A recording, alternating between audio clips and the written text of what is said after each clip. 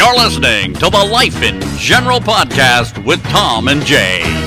An hour of informative commentary on today's headlines, current events, and what's going on.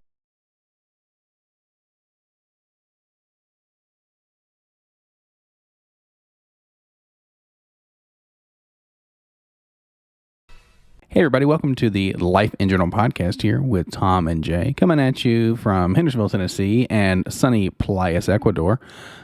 We got the man of the hour here on episode 61 wearing what appears to be an Atlanta Braves hat. Former World Series champion. A nice kind of FU to the establishment there, since they didn't want to hold certain games at that facility. Just a little bit of a history lesson for you before we jump right into the regularly scheduled programming of asking the man of the hour how he is. So, hey, Dad, how are you? I'm doing great. Yeah, it's a big middle finger to Atlanta. You know, the Braves were the closest professional baseball team to Nashville, because St. Louis was too far away and the Cincinnati Reds were too far away, and Atlanta was the closest one. So, you know, I've always just cheered for Atlanta because they were closest. And then when they wouldn't let them play the All-Star game down there, and it cost the local merchants hundreds of millions of dollars, they gave them a big FU when they brought the World Series back in 2021, and they had to play like 3 or 4 games down there, and all the stuff came back to them. And that was a huge moment for baseball, saying, "Really, you thought you got us, but you didn't." So, and I have to give a shout out. This hat actually came from Canada. Oh, that's great. I was telling Patricia that I was looking for one, and so they went into the big city here looking for it with one of her friends that was from Canada. And so they were looking, and she told the lady that what she was looking for, her friend, what she was looking for. Well, her daughter was coming down in like 2 weeks. And so Wendy told her daughter what to find a hat and bring it. And so I was over at Neil at Wendy's house, and Leslie, the daughter, came in, and her son Nate, and they had this hat for me, and I was like, wow, that's super cool. Yeah. So it actually came from Calgary, Canada, by way of right. Is it fitted or is it? It's adjustable. Snaps? Okay, gotcha. Yeah, it's adjustable. Cool. Yeah. She said I'd have got you the fitted one, but I didn't know how big your noggin was. How big your head is, yeah. Yeah, that's what she said. I didn't know how big your noggin was, so I got you the... Hilariously enough, I don't know anybody who actually wears a fitted hat. Everyone's head either gets too large or too small when it's deflated, much like their ego. So. And if you need a haircut, then the bitch don't fit, you know. If your hair starts to get thick, you know, if you let it grow out, you know, the hat won't fit, but... Yeah, shout out to them. Leslie and Nate are going to Wendy's daughter and grandson are going to be here for like a month. They'll be here up into August. Wow, that's a long little vacation there. You know what I'm saying? Yeah, but they got a pretty cool camp on the north end of the north part of Playas. So where their house is. So it's not so much where they're staying, right? Everyone can have a cool place down there, but. Right. Being able to take a month off and do something, it's pretty cool. Yes, and she's in the law office business now. I don't know exactly what she does. Wendy just mentioned that she was. I don't know if she's a lawyer or a paralegal or a secretary. Yeah, I don't know what the title is. Any of those things, taking off for any amount of time seems wild to me. But also, I'm in the freight industry, and freight never stops. So. Yeah, that's exactly right. Well, and I've had some discussions, too, with the powers that be, right, where myself and a few others, we're not slated to have enjoyable vacations because there's too much that piles up, right? Now, that's not to lend itself to an indispensable employee model. That's just not how we try and operate. But with that being said... There's just certain things that other folks can't get to, or stuff just keeps piling up. And so when you come back, it's just a freaking nightmare. And we are in the throes of it because it's vacation season, and which is wonderful. People deserve their time off. They most certainly do. But that's not to say it is not taxing when it comes to covering down, right? Because now, granted, I'm on an amazing team, and most of my people cover down, and that's kind of how it is, which is wonderful. But that still doesn't mean that stress levels don't go up, right? Because stuff ain't sitting, right? Just because one person is out on vacation doesn't mean that anything actually is changing, other than someone else has to do it. So it's kind of interesting, but yeah. So, well, that's pretty cool. I wonder if they counted that as an import or as a gift or what when they took it down to Ecuador. Well, I don't know. It was in a box, and it had lids. So I guess the name of the company that they got it was Lids. Yeah. And it was in a really cool box that it came. So it kept it, it just wasn't something that you just slung in the suitcase. It was in a custom box, so to speak. So all right, that's cool. Pretty cool. Yeah, that's pretty sweet. Well, and it's something too that, like, I'm assuming you wouldn't see many things like that. Especially not the local scene, right? You'd have to go somewhere like Guayaquil or Quito or something like that. That's got a bigger sort of reach, I'll say, to be able to find something like that. Couldn't find one in Guayaquil, and they went into probably a half a dozen stores looking. Now, and it was an interesting conversation because everything down here is New York. New York Yankees. You can get New York Yankee underwear. You can get New York Yankee jerseys, hats. Everything is Yankees. Warm-up jackets. Everything. I don't understand. It's not like they're the only ball club in the United States, but yeah, but they're like the biggest. I mean, around the world, right? It kind of lends itself.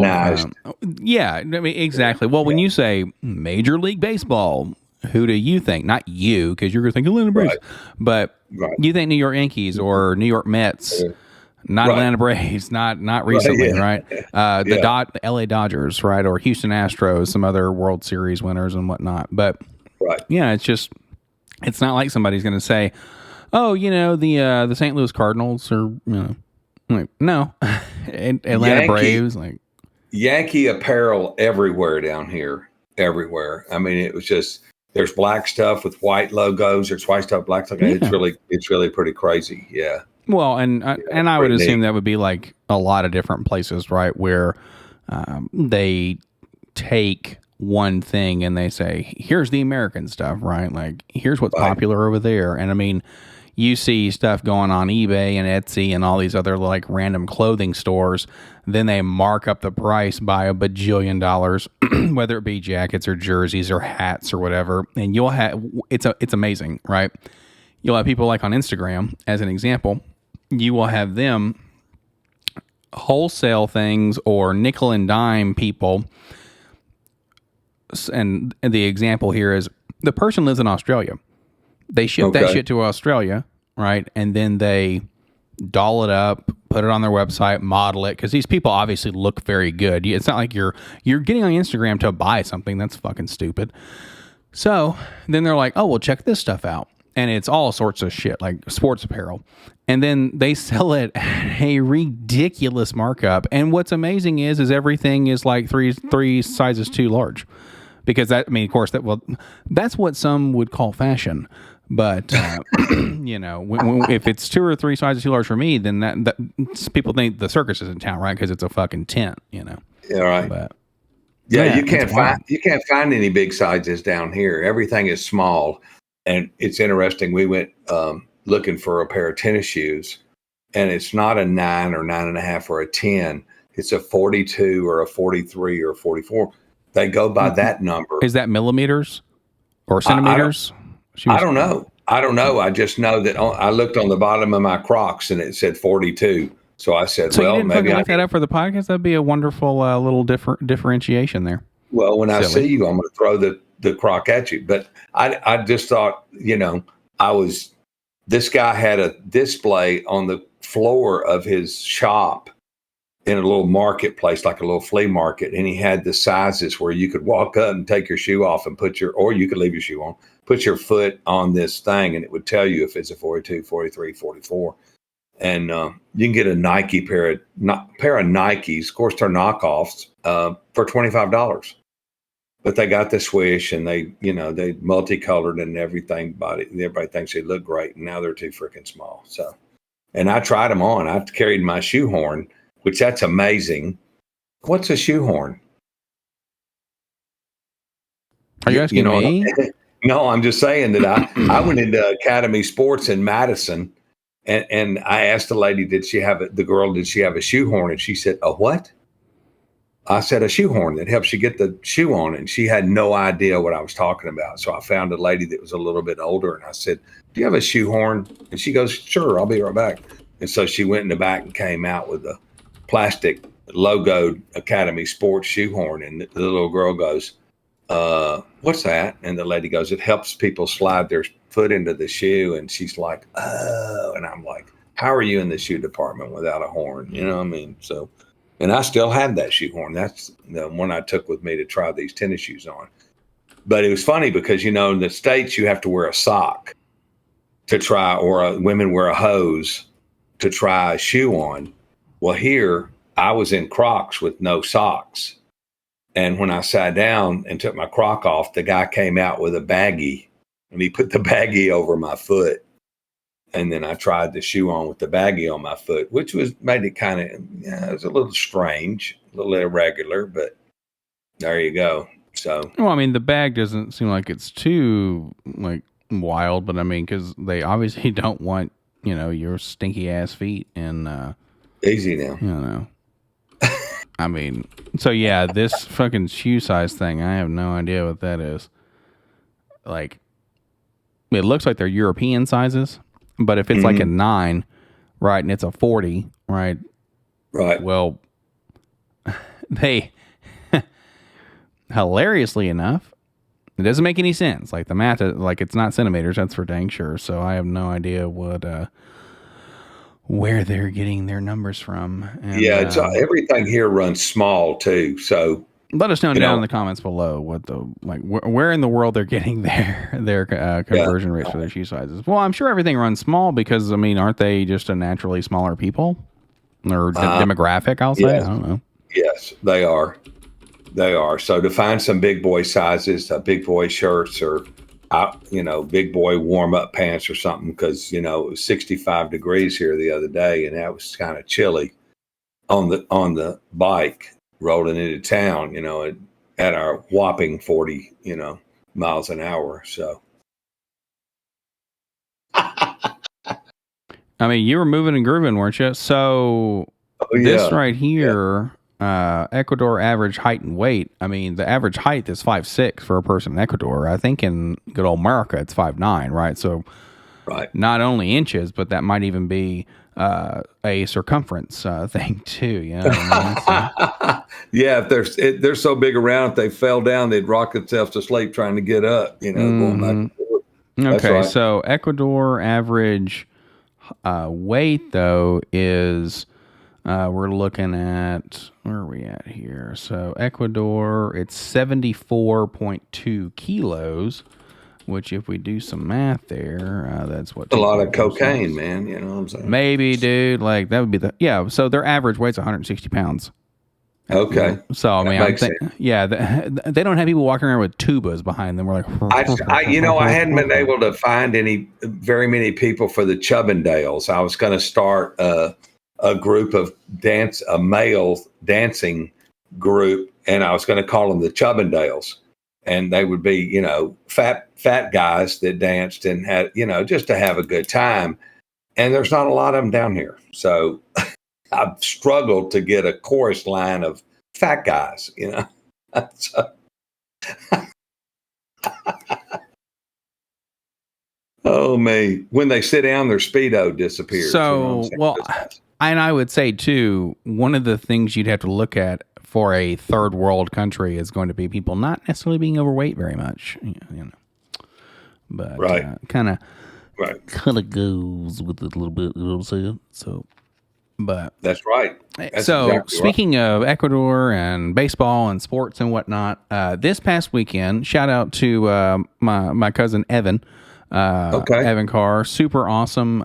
Took myself and a buddy of mine to my first Major League Soccer game, and we watched Nashville play LA, and of course, sadly, we lost, but that was super cool. We were actually behind the goal in which, in the first half, Nashville scored off of a penalty kick, and it was awesome. So, was it hard to figure that game out? What do you mean? Well, I mean, like the offsides, or so many guys can go down to one end of the field or the other. Is that how that works? I don't have any clue how they just do a lot of running. And what's super exciting is when I was there, I didn't care about that. It was just simply what I did care about was the guy in front of me. Okay, let's have a little visual here. Let's say this is your chair. Right, this is where your ass goes. This is the back of your chair. Okay. The dude in front of me, okay, they had little cup holders in the back, right? Okay. Every time this guy stands up, it goes, ch-ch. I mean, the chair would literally go, ch-ch. So that means my beer goes, and I'm thinking, at $10 a fucking pop for this beer, I'm gonna stab that motherfucker in front of me.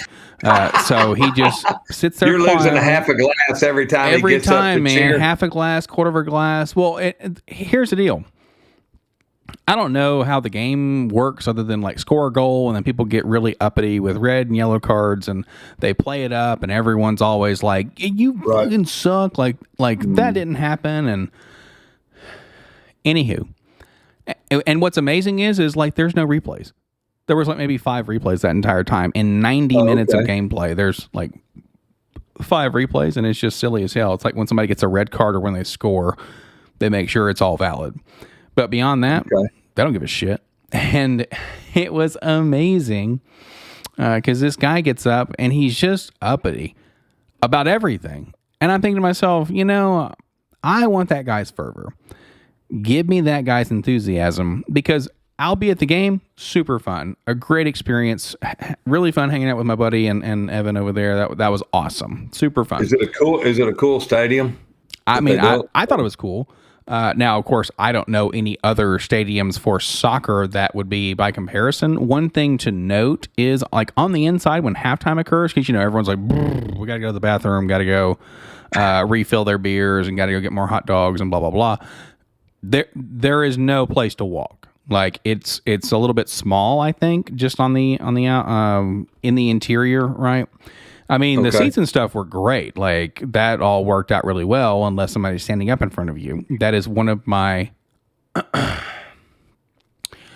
what we'll call pet peeves is, that's why I watch sports at home. Because as much as I want, yeah, as much as I want to watch, because that's why I won't go to a Tennessee Titans game, because they snap the ball and everybody jumps up, and they ain't done nothing. And it's like, sit your ass down, man. We just want to sit here and watch the game. So I've been to 2 games in my entire life. Yeah.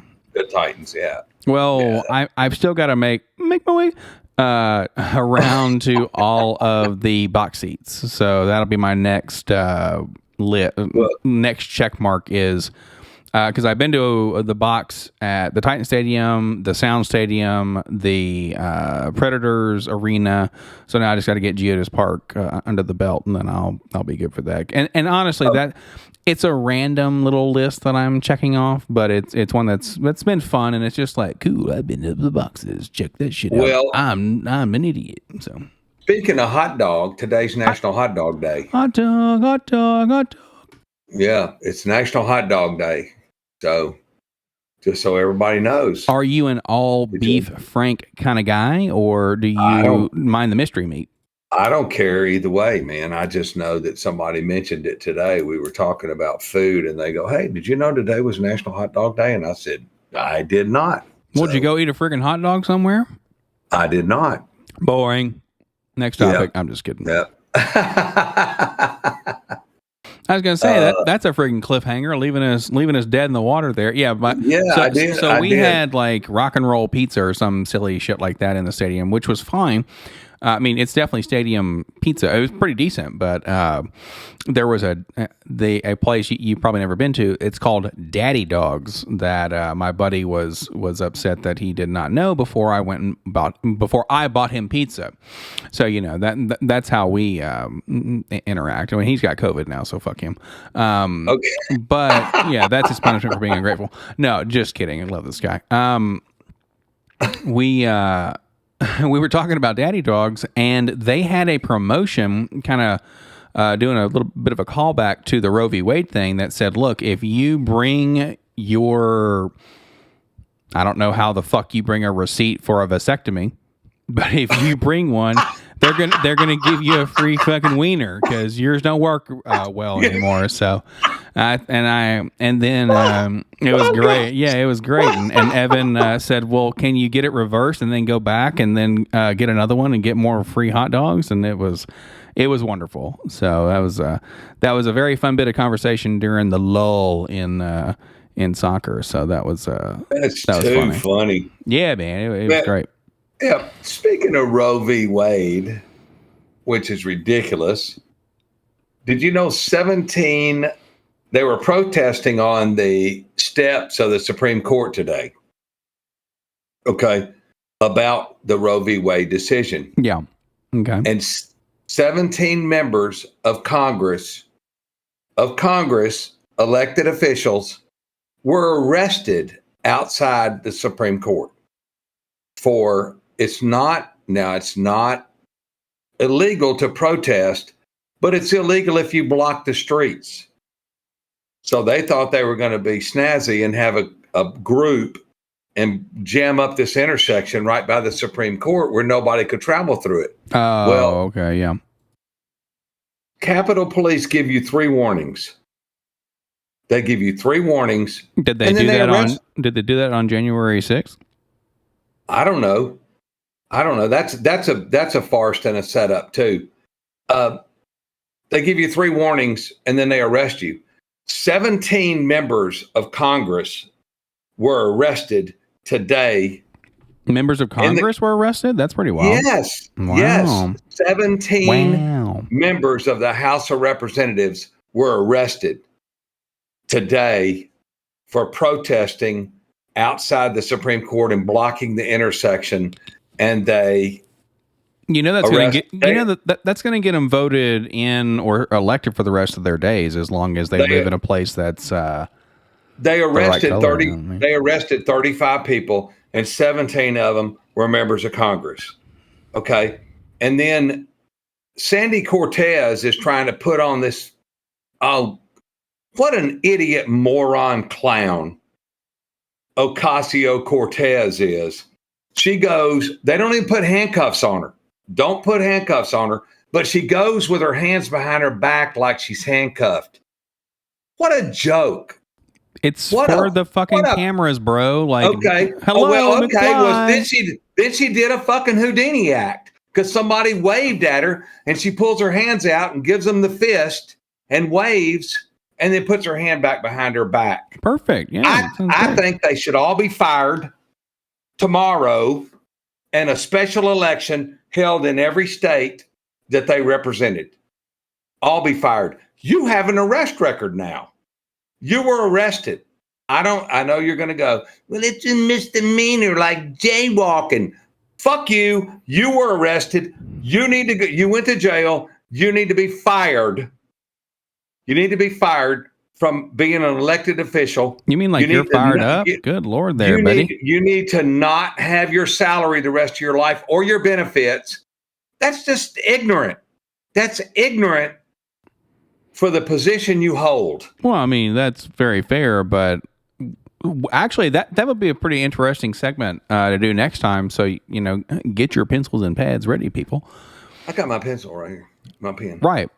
What constitutes immediate removal from Congress, if any? That would be kind of cool to you tried to fucking impeach Trump twice, and that shit didn't work.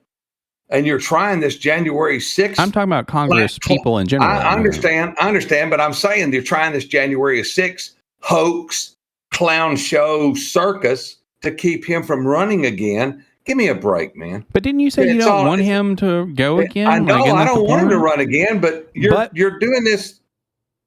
You're doing this damn clown show shit, wasting the taxpayer money. Show. Yeah, honestly, we understand that they're not up there to do anything. We talked about it. So the best thing in the world. Just talk about vasectomy hot dogs. It's all good. The best thing in the world is they're busing the illegals to Washington, D.C. They've put them on a bus. Now, the mayor of D.C. says they're tricking these people to get them on the bus, and then they drive them to D.C. They're not tricking them. You're not here legally anyway, so there's no trick. Get on the damn bus, and we're going to let you off where we feel fit to let you off. Well, they've started shipping them to Washington, D.C., and the mayor's like, whoa, wait, you can't send those people up here. It's flooding our homeless area. It's flooding our rescue mission. Well, how do you think the people in Texas feel, or Arizona, or California? How do you think they feel with 1,000 people a day coming across the border illegally through the Rio Grande or Eagle Pass, Texas? How do you think they feel? And that's the greatest thing, and that was the greatest thing in the world when they drove them right up to the Capitol steps and said, she goes, well, they're just seeking asylum. Okay, well, can you do the paperwork for them because they're in D.C.?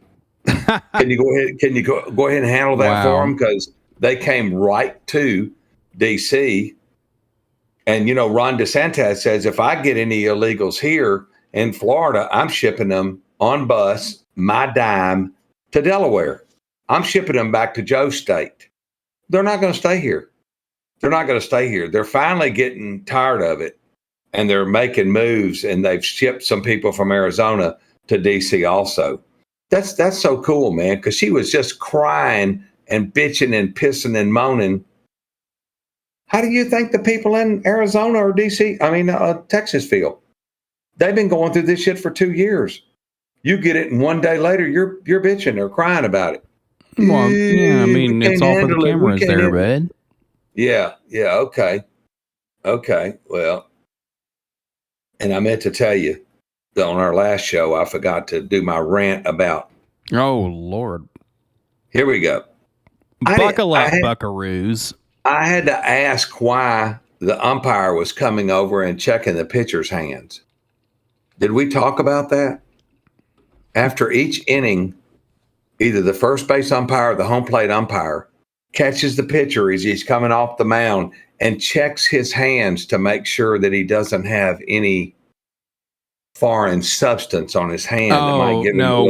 We talked about like electronic signals going to like the catcher and stuff. We didn't talk about something on Duder's hands. Well, but that reminds me of like the Little Giants or some shit like that, where they're trying to do the stick 'em, where it gets a better grip and shit.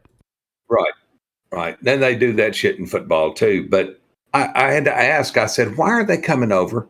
And then I finally had to look it up on the internet. Why is the umpire coming over and checking the pitcher's hands at the end of each inning? Well, then I started remembering, you remember Major League, the movie with Charlie Sheen? Hello? Well, the guy that was there, the pitcher would act like his arm was hurting, and he'd reach inside. Well, he had Vaseline. Gotcha. He had put Vaseline inside of his shirt, and then he'd come out and put Vaseline on the ball. That really? Come on, man. You got to cheat.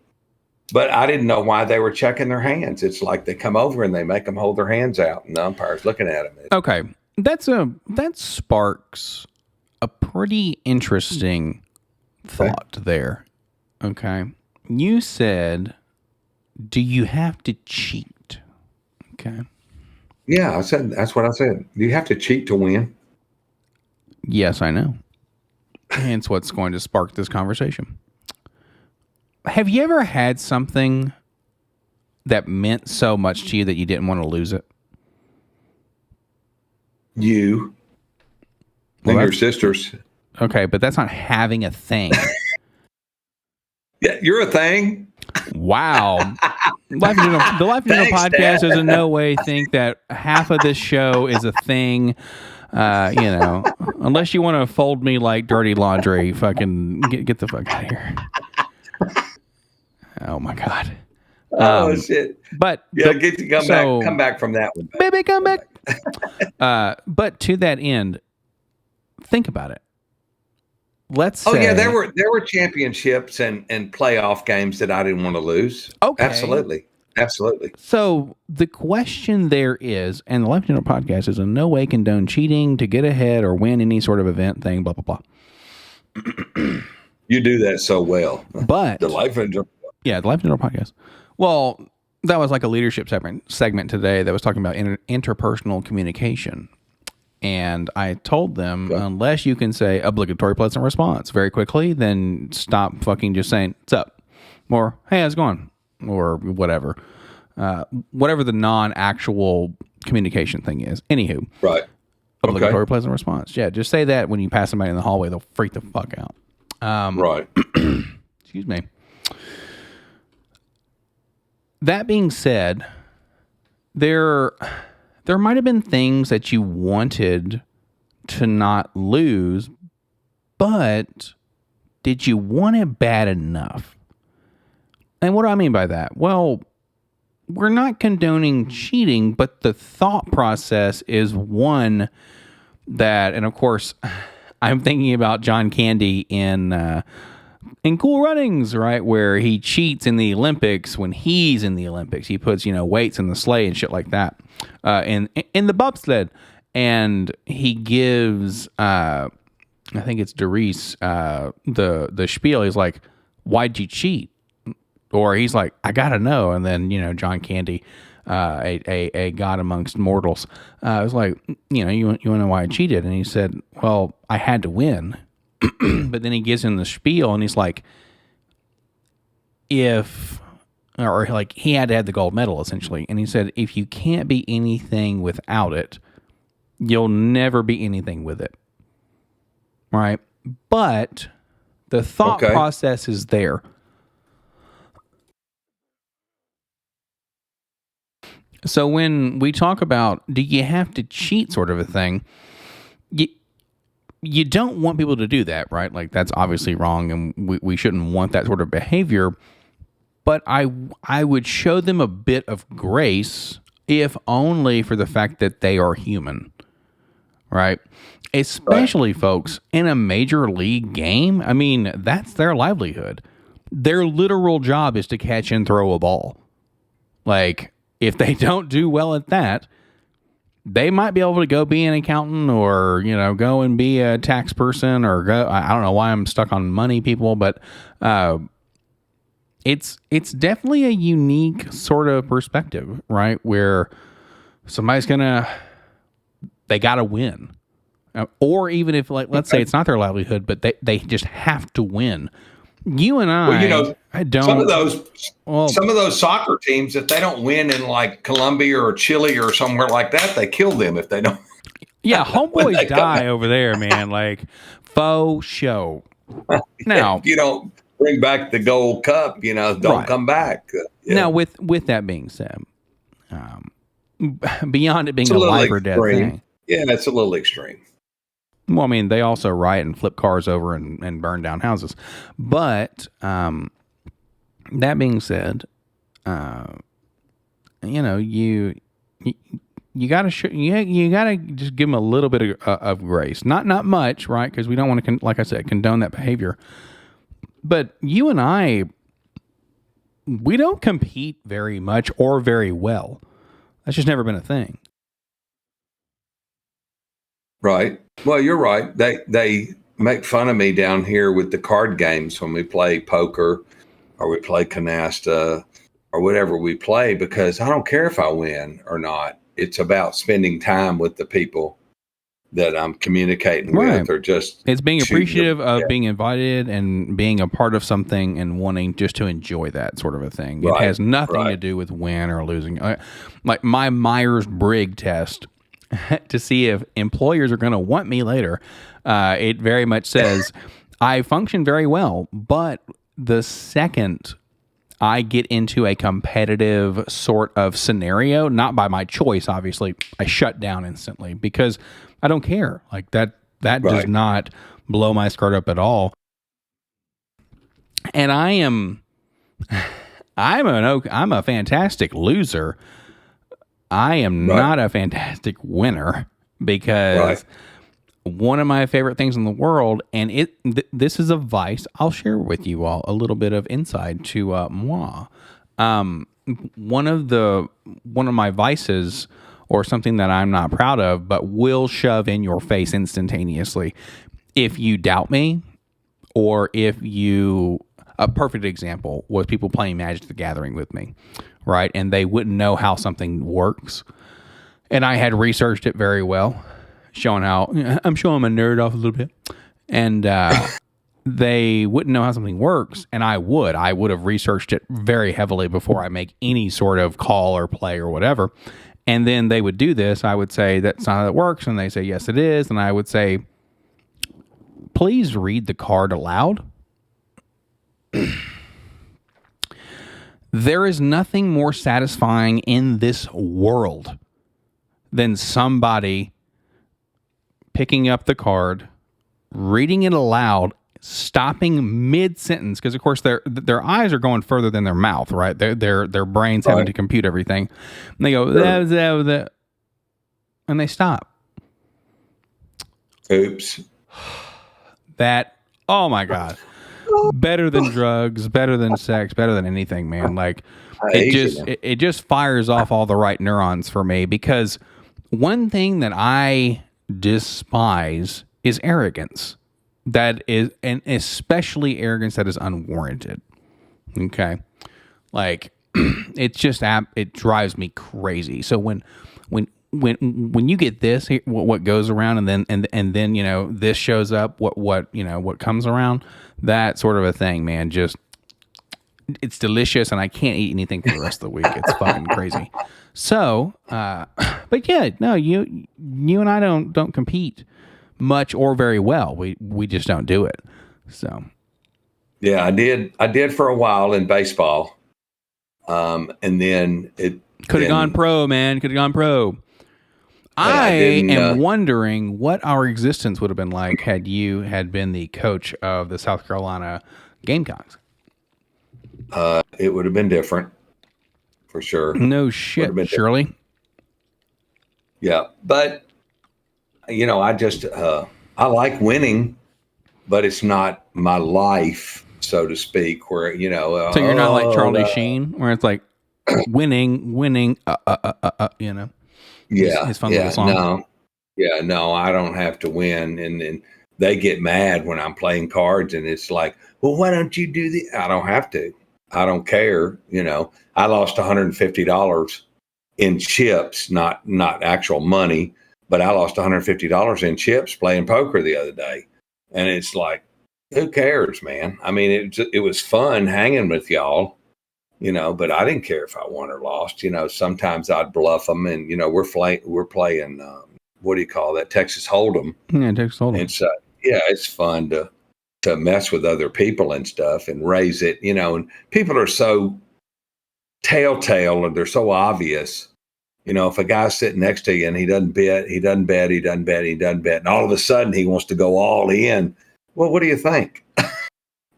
You better fold, because his ass got a good hand. You know, I wouldn't put a lot of money in on it. He might have, you know, flopped a good card on the river or whatever the hell the nomenclature or the jargon is, and then it's like, cool, we kind of can see those patterns, and like, we're not there to fucking earn our supper, so it doesn't matter. Ain't no poker faces here, man. You know, we're all just grinning. So they're not Lady Gaga fans. That's great. There's no poker faces.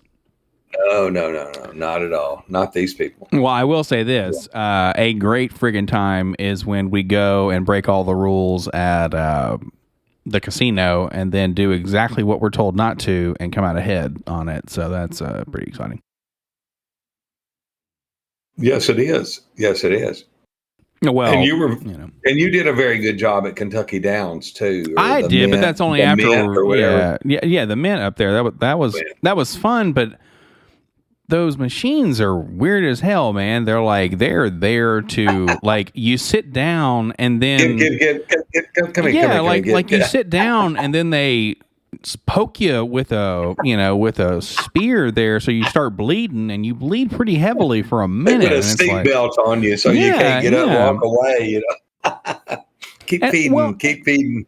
But that's the thing, right? Like, it's okay to go in and have like the 25-cent machine, the dollar machine, the $5 machine, and then the high rollers are the $10, $20, $50 machines, and that's fine. But when you have the lowball machines and they're fucking penny machines, which I loathe, but here's the deal. They're like, you know what? We have 1 cent written on the machine. The minimum bet's $5. And you're like, wait, what? Like, well, you're making 8,000 bets. And it's like, no, because it doesn't matter. You hear the cha-ching, and you think you're getting somewhere, and it was 25 cents. So you earn half your money back, and it's like, you won. And I'm like, you're a fucking liar. Like, the bullshit. This is all bullshit. Like, that was a lot of fun. That was super fun. I would say it would be more fun now since we know kind of what to expect. Right. Sure. But going in there and just straight up being like, your minimum bet's like $800. I'm like, cool. We'll bet once, thanks. And like, $5 worth of pennies or $10 worth of pennies. Well, and remember, like the not high roller thing or the kind of that was like $12.75, like something really weird. And then that was the quarter machine was the high roller, but you had to bet like $15 fucking every time, and it's like, okay. Now, granted, you figured it out though, because you left with $300. You know, I left with $485, which is cool. But we put in like 300. So, I mean, I didn't come out I did come out ahead, and luckily we got our money back. But, I mean, damn, Home Slice, I paid for your too. But what was wild there, too, was like, and I know it's purely there for the novelty, right? Because they check your ID when you go in. So they can just serve you alcohol, doesn't matter. Right. But they had the beer machine, like the beer can machine, like that you see kind of the high end ones, which is just amazing. And they're like, would you like a Bud Light for $18? Like, wait, what? That's great. I've never seen a canned beer machine that you put, a $10 bill in and get a 12-ounce can of Miller Lite or something. Yeah, it's like, the fucking Bud is not worth it, dude. Like, where are the frogs at? Like, someone get me on the horn with the CEO of Bud Light. Does chips come with this or something? Yeah, like one stapled to the bottom or some shit, or taped to the bottom. Or something. But so it's wild. Like, give me a peanut butter and crackers or something. I will say this: the Indiana trip, was better. Just I think overall because that was more of a regular casino. This place is literally they have like one craps machine, a craps machine, not a table, and then I'm not sure if they actually had any like tables. It was all machines. But that's because it's a different kind of rule set, right? Because that's why the real casinos over in Indiana or like in Mississippi, right, where they got the tuna card or whatever. So I don't know exactly. We didn't venture off into the part of the downs where the horse racing is. Oh yeah. I don't know if there's if there's tables in there or not. So the next time you're up, we'll need to head back up to Indiana and have another $1,200 day, and say, "Cool, it was fun seeing you. Get out of my face."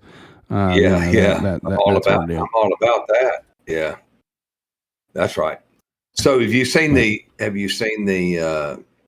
latest on the 10-year-old little girl we talked about last week? No, I have not. Are there breaking updates? Let us know. Yes, there are, because the 10-year-old that got the abortion she lived in Ohio, traveled to Indiana to get the abortion. Come to find out, it was the mother's boyfriend that assaulted her, and the mother didn't want the boyfriend to go away.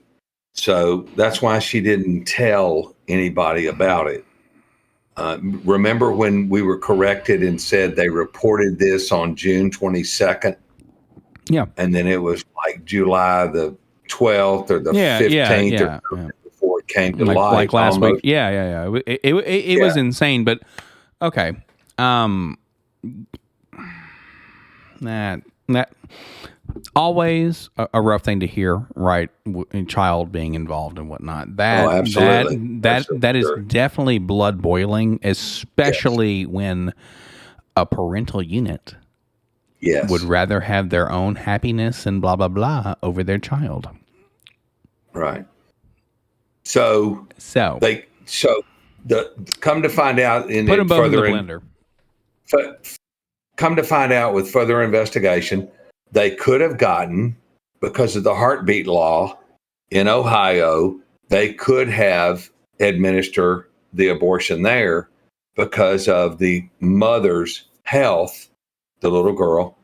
But they didn't. They chose to make it, a big crazy ass deal. But it still all remains very, very sketchy. Very, very sketchy. So they're not sure on all of it or who did it or why or any of that kind of stuff. So, but she didn't have to travel. It didn't have to be worldwide. Joe didn't have to get involved. Slow Joe Biden or Swallow Me Harris. None of them had to get involved in it because it could have been handled there in Ohio, in-house, and everything would have been fine. So it's like, here you are blowing shit up again that doesn't need to be. Just like, and what you said about people taking advantage of a child. Judge Janine Shapiro, Janine Shapiro. Shapiro. It doesn't matter. Hold on. Judge Jenny. She was a judge and a prosecutor and an attorney, and she's on Judge Jenny Pero. Yes, she's on the 5 or Fox News. She said it better than anybody when she said some people don't deserve to breathe the same air as you and I. Yeah, well, that's very fair. I was muted. I said we'll play it for you right now. And then you said it. So okay, well, that's okay. Be play it anyway. To watch it twice. Play it again. There are some people who don't deserve to breathe the same air that you and I breathe, and it's as simple as that. They're called career criminals. These people are people who hurt other people. That's why we have parole boards. That's why people like George Gascon should be out of a job right now. Because that's what I've been telling you. If they kill these people, you wouldn't have this problem. Example. Here in Ecuador, the other day I was downtown and one of the guys that I know said, "Hey, did you hear about the pirates that they caught out on the ocean stealing from the fishermen?" And I was like, "Well, no, I didn't." Well, I don't know how many there were, but there were pirates stealing the fish, the motors, the equipment, the netting, the fishing rods, that the fish that they had caught. They were boarding boats and taking shit from people. I don't know how, but they caught them, the police did, or the Coast Guard, and brought them into the shore. Well, guess who's on the shore standing there waiting on them? All the fishermen. And they barely got the guys off the beach alive and got them to the jail. Oh, yeah, I have no doubt. Like, that'd be okay, crazy. Well, think about this scenario. Third world country. Let's just put them in this boat and turn this boat around and go back out into the ocean. Chain around the neck, concrete block, throw them overboard. Come back without them on the boat, and people are going to go, "Oh, what did you do?" We kill them, and we will kill you if you do the same thing or if you mess with the fishermen. This is how these people make a living, man. They go out before the sun comes up to fish and make a living to feed their families, and you're going to steal from them. No, we're going to kill you if you do that. You probably wouldn't have that problem anymore. are very, very minute here in the city we live in. We live in a city of about 40,000 people. And I bet there's 1,000 boats on the beach right now waiting to go out into the ocean tomorrow to fish. So, and I know that sounds a little harsh, but until we make believers out of the Indiana mall shooter, yeah, he's but, done. But understand this too. We got to look at who are we, and I mean that by any other person in general. The judge, jury. No, you can't give me that. They stole the livelihood of these people here. You're not ever going to win an argument with me about that, but just like you're never going to win an argument with me about somebody, doing stuff and understand this. The things that you're touting, you may or may not have broken some laws in the past. And so I'm thinking to myself, may or may not. Yeah. Hey, the Life in General podcast is in no way admit fault to any sort of crimes that would or would not have been committed. This is a non-extradition country. Why do you think I came here? Perfect. So to that end, the point being is, one thing that people like Mike Tyson says, right? Like people no longer or they don't fear being punched in the face anymore for what they say, like online. Right. So take that and amalgamize it a little bit into, okay, we put these rules into place. Okay. And then you speed because we've gone to that extreme. You ready to be beat or thrown in the fucking ocean because of the thing that you've done? Like, I understand wanting people to respect the law. I very much am a utilitarian and I am a Enneagram type 1. I like rules. I love rules. I live by several. But the point being is, if you go too ham, and that means hard as a motherfucker, okay, you're going to have a problem. Like, the monster you create, much like Frankenstein, you will not like. Because you're going to make it, and then you're going to hate it, but you're not going to be able to kill it, right? Like, it just like Robin Harris. You be careful, right? Because when you put the fear of God into people, that mob mentality, fire from the sky, yada, yada, like sort of mentality, man, is going to consume the people who put it into place. I promise you. It just is. Like, I didn't think I'd kill somebody for running a stop sign, did you? I have no doubt that somebody would. Like, if someone's going to be like, I'm going to cut the hand off that steals, then why in the world would they not do it for putting someone else's life in danger by disobeying traffic laws? Why didn't they just leave them on the beach and let the fishermen take care of them? Because rule of law, homeboy. You're stealing from me. Sit down. I'll do 2 at a time and won't even take a lunch break. Yes, but I mean, it's like leave them on the beach and let the people they're stealing from. People don't understand how hard it is to make a living in here and feed your family and the things that people do or go through to get just a minute amount of. Do you know what you sound like right now?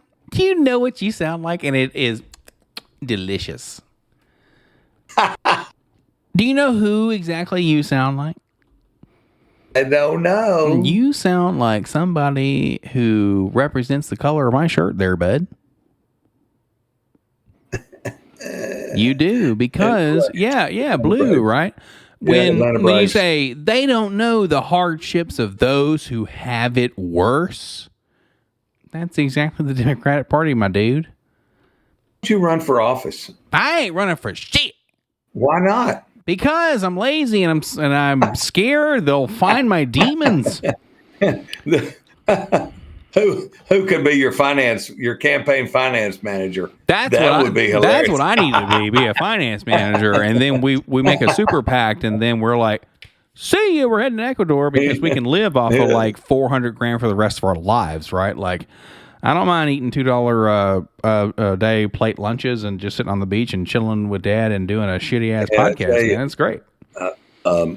I talked to a guy the other day, and he was the retired finance minister for all of Saudi Arabia.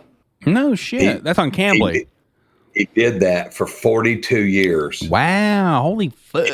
And he just retired, and he was the finance manager. Of course, I had the question of, I'm a school teacher in Saudi, did I have to come to you to get funds for desk and chalk? Yeah.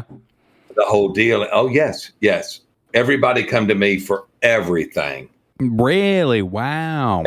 Yeah. And this guy reminded me of the guy off of The Kingdom.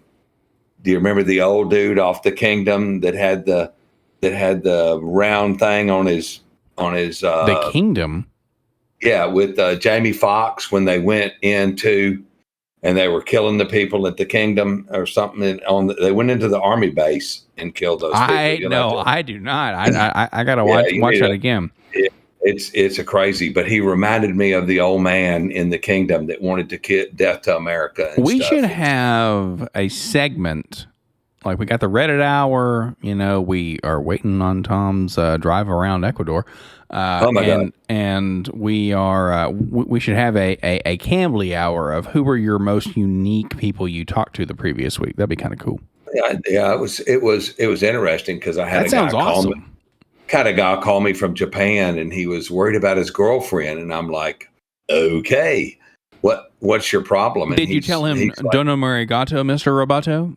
I did, and he said, thank you very much. And the girl had gone on a trip. She was a senior in college or had just graduated. Oh, okay, yeah. He was a junior in college, and he called me because he was worried about his girlfriend going on this trip to see another girlfriend in a different province from where they lived. And he thought she was up to some shenanigans or something. Yeah. And I was like, is this like Dear Abby or Ann Landers or some shit? Yeah, that'd be great, man. Yeah, we call in. Yes, hello, Dr. Darden. I just have some worries about my girlfriend who she's gone to another province and she's visiting her friend, but I don't know. It might be arts and crafts time if I could be honest. They're going to be cutting some things with some. They might be sewing together and knitting. I don't know. This guy was like 25 years old, and he was out of his mind because his girlfriend wouldn't communicate with him. And I was thinking, is this freaking Dr. Phil or what? I didn't, I said, well. That is such a good exercise for you, though. It's wonderful because you have to learn how to person, right? Like, we can be the clowns. Like, that's fine. We can be the leaders. That's fine. Connecting with people on an emotional level is difficult. So it's a very good exercise for you. It's not difficult for me because I took psychology in college, and I had 350 course psychology in college. I know who Freud is. So I chatted with him, and I said, I didn't want to tell him that I'd read the book How to Spot a Liar 3 times. Why?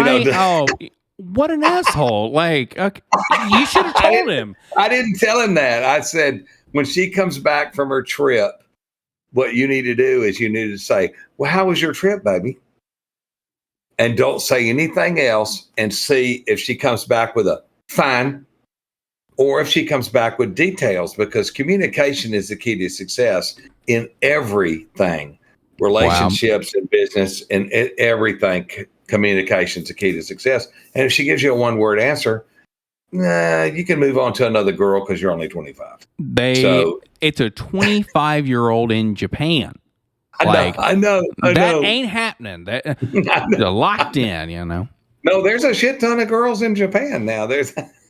So what you're saying is I need to become a Cambly speaker who specifically does the Japan market. There you go. Perfect. I've talked to a lot of them in Japan, Korea, and China.